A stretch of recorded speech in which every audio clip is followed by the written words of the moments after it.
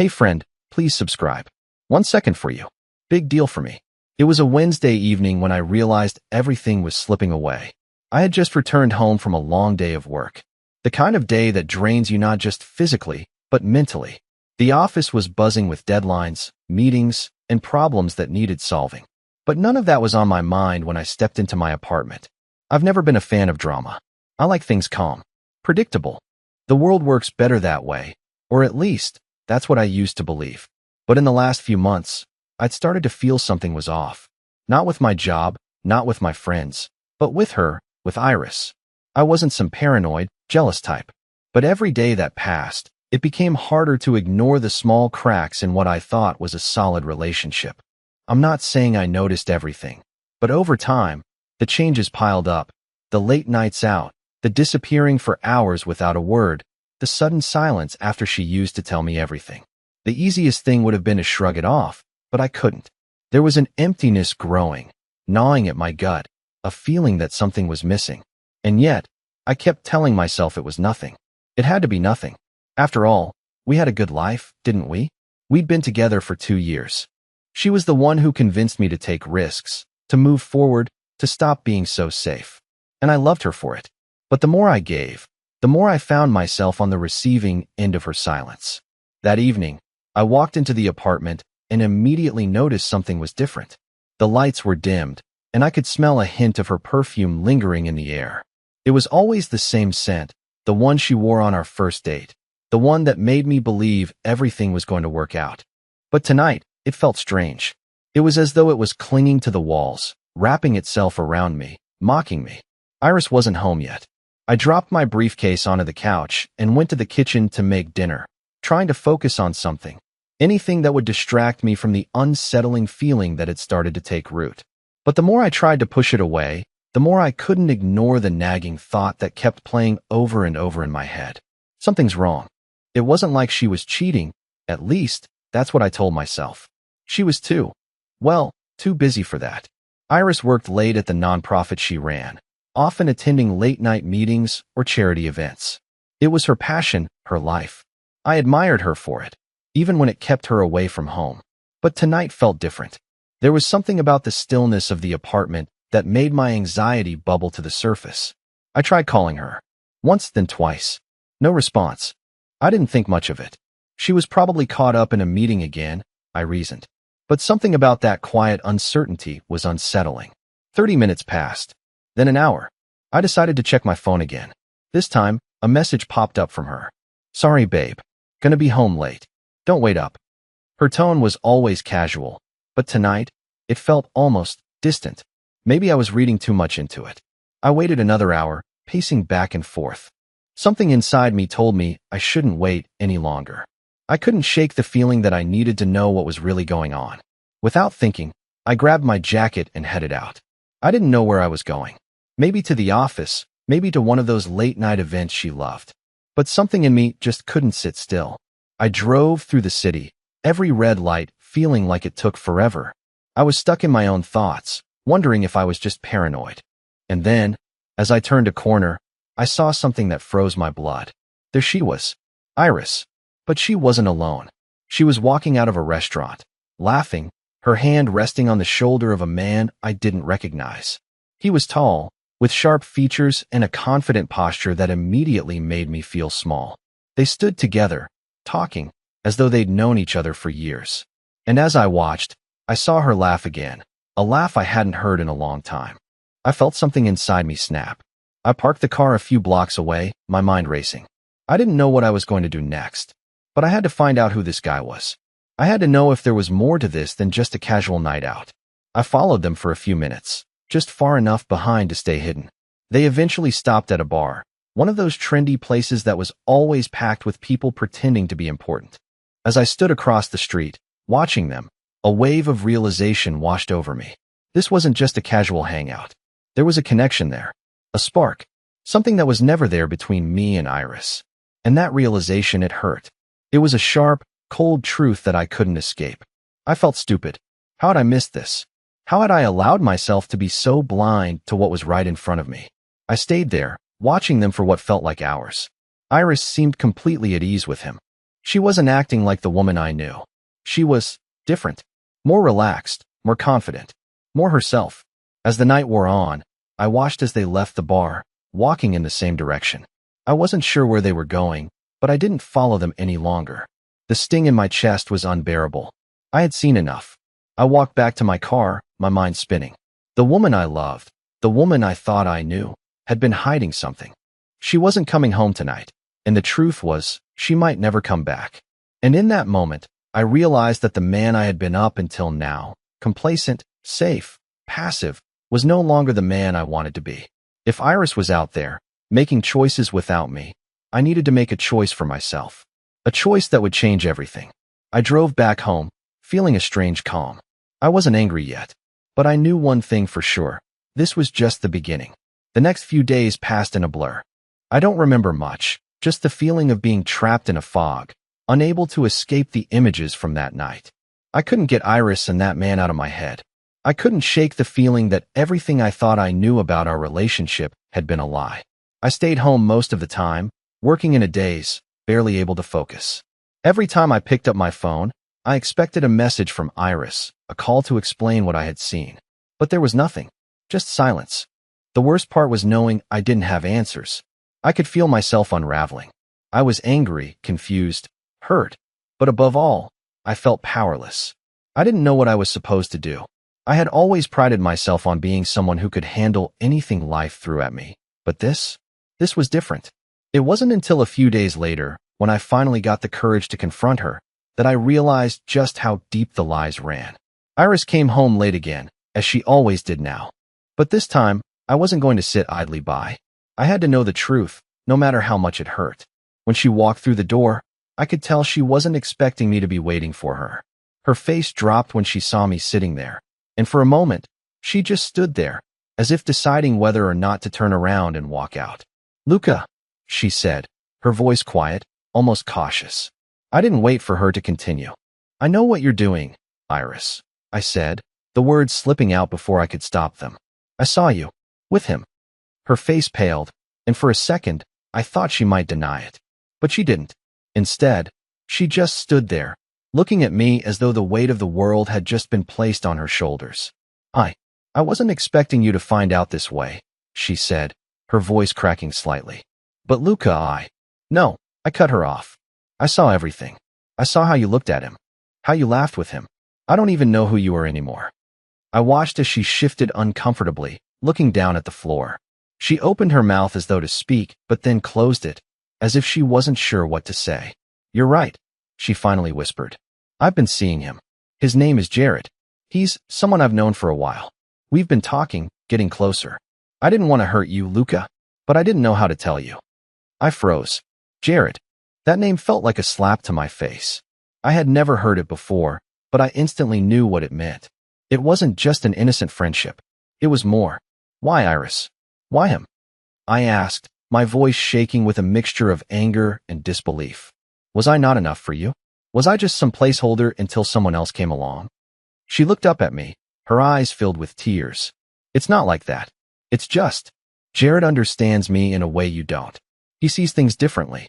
I don't know when it started, but somewhere along the way, I started needing him in a way I didn't need you anymore." Her words hit me harder than anything else. "I don't need you anymore." Those words echoed in my mind like a drumbeat. I didn't know what to say. I felt a lump form in my throat, but I couldn't cry. I was too angry, too hurt. Instead, I stood up, walking away from her without saying another word. For the rest of the night, I stayed in the spare bedroom, the same room I had used when I needed space. I didn't know if it was because I was angry, or if it was because I needed to think about what had just happened, but I couldn't shake the feeling that my entire life had just been turned upside down. And that's when I realized something. I wasn't just angry at her. I wasn't just angry at Jared.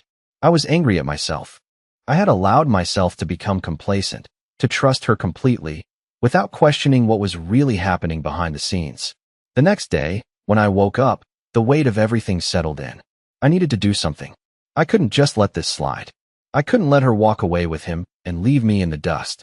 But the problem was, I didn't know what the next step was. What was I supposed to do now? I had spent the last few years of my life building my world around Iris, and now she was gone. But one thing was clear. I wasn't going to let her, or anyone else, define me anymore. I didn't know how yet, but I was going to find a way to take back control. And when I did, I was going to make sure that I came out of this stronger than I ever was before. But first, I had to figure out exactly what I wanted to do with this anger, this betrayal, and this new version of myself that was starting to emerge. The next few days felt like a blur. I tried to focus on work, tried to act normal, but everything fell off. I couldn't stop replaying that conversation with Iris in my head. I don't need you anymore. The words echoed in my thoughts, haunting me. Every time I walked into the apartment, I felt like I was walking into a different life, a life that didn't include me anymore. I avoided Iris. I couldn't look at her, not yet. I didn't even know what I'd say. She had betrayed me, and part of me wanted to confront her, scream at her, demand answers. But another part of me, maybe the more rational part, knew that wouldn't do any good. Nothing would change. She had made her choice. But it wasn't until that Friday night, when I found her gone, that everything finally clicked. I came home from work late, like usual. The apartment was quiet, and for the first time in weeks, it felt like mine again. No more laughter, no more lingering conversations about what to do next. Just silence. I thought about going to bed, trying to forget about everything, but something stopped me. There was a piece of me that wasn't ready to let go. I walked to the kitchen and noticed something strange. Her bag was gone. So was her coat. I hesitated. Something didn't feel right. I checked my phone. A new message from Iris. I'm staying at a friend's tonight. Don't wait up. For a moment, I thought about responding, asking her where she was really going, but I didn't. I just set my phone down, my hands shaking. I knew she was with him, Jared. But the more I thought about it, the more a cold, creeping suspicion began to rise. Something wasn't right. It was like the pieces of the puzzle were falling into place, and I had just realized I wasn't seeing the full picture. I couldn't stand it anymore. I had to know the truth. I grabbed my jacket and left the apartment, determined to find answers. I didn't know where I was going, but I knew I needed to see it with my own eyes. I drove aimlessly, my thoughts racing. Could it be that she was with him, staying the night? Had she already moved on completely? And if she had, why wasn't she being honest with me? It didn't take long for me to find out. I pulled into the parking lot of a small, upscale bar that I had seen her mention once before. It was the kind of place she and her friends would go to unwind, the kind of place she had always said was too expensive for me. But tonight, it seemed like the perfect place to get answers. I stepped out of the car, my heart pounding in my chest. I didn't know what I was going to do when I saw them, if I saw them, but I couldn't back down now. I had to know. I approached the entrance slowly, trying to stay calm. As I reached the door, I paused. Through the glass, I saw them. Eva, laughing with Jared, her hand resting lightly on his arm. Her eyes sparkled in a way I hadn't seen in weeks, and there was no sign of hesitation in her movements. In that moment, I felt something break inside me. It was like my entire world had shattered, and I couldn't pick up the pieces. I didn't go in. Instead, I turned around and walked back to my car. The night air felt colder than it had before. The realization that everything I had known was gone, that she was really gone, hit me hard. I drove aimlessly for hours, not really sure where I was going. The city's lights blurred together as I kept driving, the tears threatening to come, but I refused to let them fall. I wasn't going to let her see me weak. I didn't know what was next, but what I did know was this. I wasn't going to let this be the end of my story. The next morning was the first time I truly let myself breathe. It was quiet in the apartment, almost too quiet. Iris wasn't home, and I had no idea when she would be back. The emptiness in my chest was overwhelming. I wanted to scream, but nothing came out. I kept replaying the images of her and Jared in that bar. The way she looked at him, the way she laughed. It felt like my entire life had been a lie. I sat at the kitchen table, staring at my phone. No messages from Iris. I didn't expect any, but the silence was unbearable. I went to work, though my mind wasn't there. I couldn't focus. Every minute felt like an hour. The questions I had were endless, but the answers didn't come. Was this really the end? Was I just supposed to accept it and move on? I came home that evening to find Iris sitting on the couch, her eyes red, her face tired. She didn't speak as I walked in, and for a moment, neither of us moved. Finally, she broke the silence. Luca, we need to talk. I couldn't bring myself to say anything at first. I wanted to yell, to demand answers, but something inside me just froze. I sat down across from her, my hands trembling. I know what you're going to say, I said. You've already made your choice. You're with him, and I don't even know why you couldn't just be honest with me. Her eyes flickered with guilt, but she didn't deny it. She couldn't. I didn't want to hurt you, she said quietly. I never meant for any of this to happen. But, Luca, I've been feeling this way for a long time. I clenched my fists. How long, Iris? How long have you been seeing him behind my back? Her face twisted, and for a moment, I saw something raw and regretful. It wasn't just him, Luca. I've been unhappy for months. You changed. You stopped seeing me. You were always distant, always focused on your job, always in your head. I couldn't reach you anymore. I wanted to say something, to argue, but the truth of it hit me. She was right.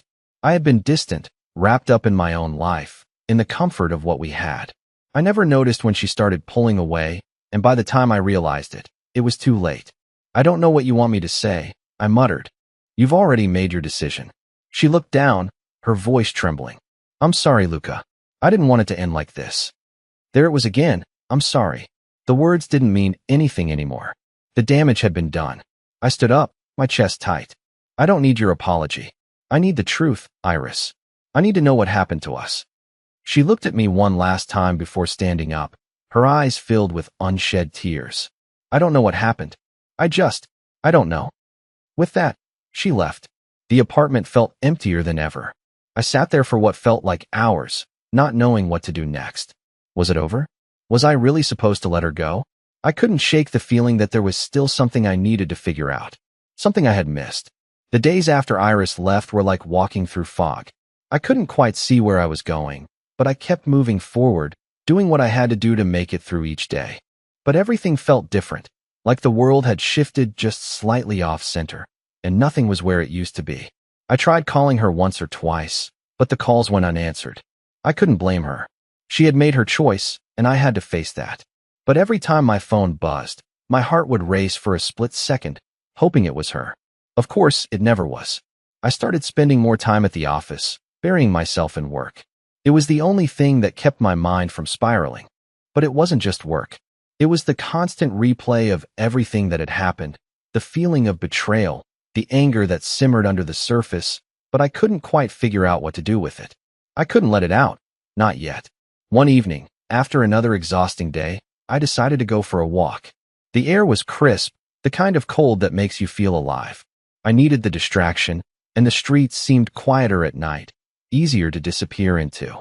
As I walked, my thoughts wandered back to Iris, how she seemed different lately, how she had pulled away. But that wasn't the thing that haunted me the most. What haunted me was Jared. Who was he really? And why had Iris chosen him? I knew it wasn't just some simple fling. The connection between them was different. It was deeper. They'd been friends for years, but now it seemed like there was something else, something I had never seen coming. But the question that gnawed at me, the question I couldn't shake, was why? Why would she walk away from everything we had for him? What did he offer her that I didn't? I turned the corner, lost in thought, and that's when I saw him. Jared. Of all places, I found him standing outside a cafe, talking to someone. I didn't recognize the person he was with, but it wasn't what struck me. It was the look in his eyes, like he knew something I didn't. My gut instinct flared up. I felt a strange pull to walk over to him, confront him, demand answers. But I didn't. I stood there for a moment, just watching, before deciding that confronting him wouldn't change anything. Instead, I made a decision. I wasn't going to let this consume me. Not now, not anymore. I needed answers, yes, but not from him. I needed to stop looking at everything through a lens of anger and betrayal. If I was going to move on, I had to do it on my terms. I turned around and walked away from the cafe. The streetlights cast long shadows on the sidewalk as I walked back toward my apartment. But as I reached the door, I realized something. I wasn't just leaving behind the anger. I was leaving behind the man I used to be, the one who let everything slide, the one who let life happen to him instead of taking control. That night, I didn't sleep much. The questions still lingered, but for the first time, I felt like I could breathe a little easier. Maybe it was time to stop chasing the answers. Maybe it was time to focus on myself. The next few days felt like a blur. I tried to put the pieces together, but nothing made sense. I kept telling myself to move on, that I was better than this, but I couldn't. Every time I passed the cafe where I had seen Jared, I couldn't shake the feeling that something was off. I knew I needed to find a way to stop obsessing over it. So, one Saturday, I decided to get out of the apartment. I wasn't sure where I was going, but I couldn't just sit there anymore, stewing in my thoughts. I took a walk through the park, hoping the fresh air would help clear my head. As I walked through the familiar trails, I spotted someone sitting on a bench by the fountain. It was a woman, someone I didn't recognize at first. She had a notebook in her hands and was scribbling something furiously. Something about her presence felt different, like she wasn't just another passerby. I considered walking past, but then something made me stop. She looked up, catching my eye, and gave me a small smile. It wasn't forced or polite. It felt genuine, like she was glad to see me. I wasn't sure why I did it, but I sat down beside her. "Mind if I sit here?" I asked. She looked at me for a moment, then nodded. Not at all. We didn't immediately speak. She went back to her notebook, but I could feel her glancing at me every now and then. After a few moments of silence, she closed the notebook and turned toward me. "You're not from around here, are you?" she asked, her voice soft but inquisitive. "No," I said, shaking my head. "I live nearby. Just needed to clear my mind." "Life got a little too loud?" she asked, a hint of humor in her tone. I chuckled, appreciating her directness. "Something like that. What about you? What's got you so focused?" She hesitated for a moment before responding. "Just trying to make sense of things, I guess. The usual." I studied her for a moment. There was something in her eyes, something familiar, something I couldn't place. Her expression wasn't sad, but it wasn't happy either. She looked like she had her own demons she was working through, just like me. We spoke for a while after that. Nothing deep, just casual conversation. Her name was Clara, and she worked as a freelance writer. I learned that she loved the peace of the park because it was one of the few places where she could clear her head. But as I spoke with her, I realized something. For the first time in days, I didn't feel consumed by thoughts of Iris or Jared. I wasn't constantly wondering what had gone wrong. Clara made me feel present. She was a stranger, but in that moment, it was like the weight of everything I'd been carrying lifted, if only for a short while. As the conversation came to a close, I stood up to leave. "It was nice talking to you," I said, surprising myself. "Maybe I'll see you around?" She smiled, nodding. "Maybe." I didn't expect anything to come of it, but I walked away feeling strangely lighter, like I had made a small step toward something better. The days after meeting Clara passed by quickly. I didn't think much about it, really. I mean, I had other things on my mind. Iris, Jared, the broken pieces of my life scattered across the floor. Yet, when I walked past that park a few days later, I found myself glancing toward the bench by the fountain. There was something about that conversation that had stayed with me. It wasn't just her words. It was the way she made me feel, like I wasn't just an afterthought in someone else's story. I didn't expect to see her again, but there she was, sitting on the same bench, her notebook in hand. This time, she noticed me almost immediately. "Back again?" she asked, raising an eyebrow, her lips curling into a smile. I hesitated. "Yeah, I guess I am." I took a deep breath and sat beside her again. This time, we didn't exchange pleasantries. We just started talking, slipping into conversation with ease. She was easy to talk to, almost like talking to someone I'd known for years. We talked about our work, our lives, and, strangely enough, about how both of us had been running from something. "So, what are you running from?" she asked, her eyes studying me closely. "You seem like someone who's trying to avoid something, or someone." I blinked. She didn't know anything about me, but somehow, she had nailed it. "I guess you could say I'm running from the person I used to be," I admitted, surprising myself with how easily the words slipped out. "I've spent so much time trying to fix things, trying to make everyone else happy, that I've lost sight of who I am." She nodded, her gaze soft. "Sounds like you've been carrying a lot on your shoulders." I didn't know why I felt the urge to tell her more, but I did. I started talking about Iris, about how things had changed so suddenly, how everything had come crashing down. I explained how I couldn't stop thinking about what had happened, why I couldn't just let go. Clara listened, offering quiet understanding. But when I finished, she didn't say anything right away. She just sat there, her eyes thoughtful. Finally, she spoke. "You know, sometimes the hardest thing is to let go of something you thought you couldn't live without. But maybe it's not about letting go of the person, it's about letting go of the idea of them." I looked at her, confused. "The idea of them?" She nodded slowly. "You've built up an idea of who Iris is, of who she was to you. But what if who she really is, Who she's become has nothing to do with the person you thought she was. What if the person you're holding on to isn't even real anymore? I stared at her, the weight of her words sinking in.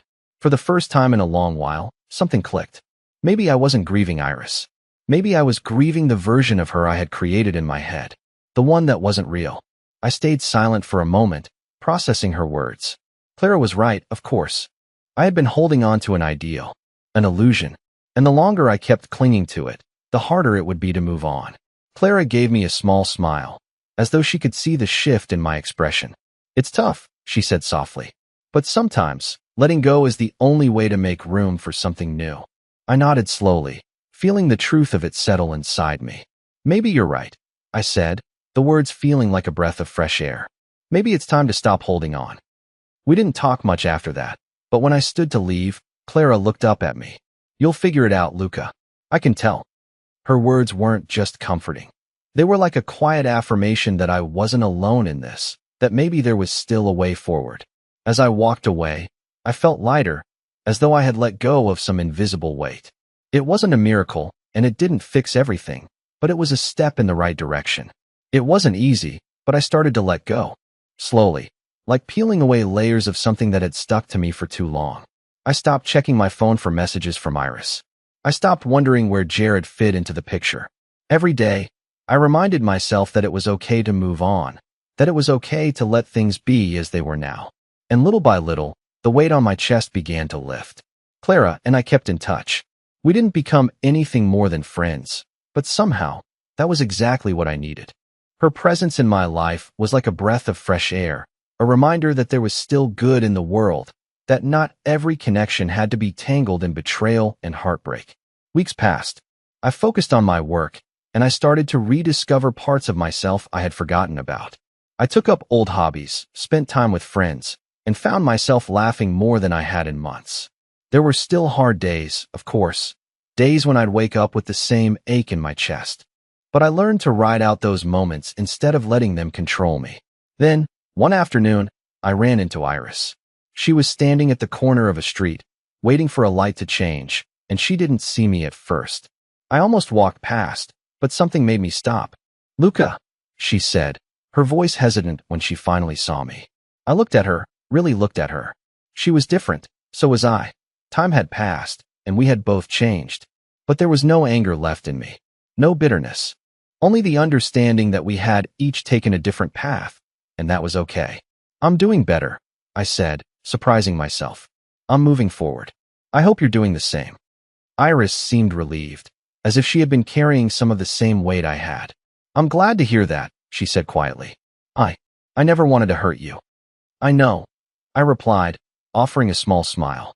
It's just how things turned out. It's not anyone's fault. Sometimes, things just change. We stood there for a moment, just two people who had shared something real once, but now were walking separate roads. And for the first time, I felt like I had truly let go of the past. As I walked away from her that day, I realized something. I wasn't angry anymore. I wasn't broken. The person I had been before Iris, before all the chaos, was still there. He hadn't disappeared, and I was going to be okay. I didn't know what the future held, but for the first time in a long while, I felt excited about it. There was so much left for me to discover, so many things waiting for me that I hadn't even thought about. And maybe, just maybe, life had a way of working things out in the end. Not always the way we expect, but often in a way that's better than we could have imagined. As the sun set that evening, I walked through the city with a new sense of purpose. There was a world out there, and it was mine for the taking. Please like the video and share your thoughts in the comments. I read them all,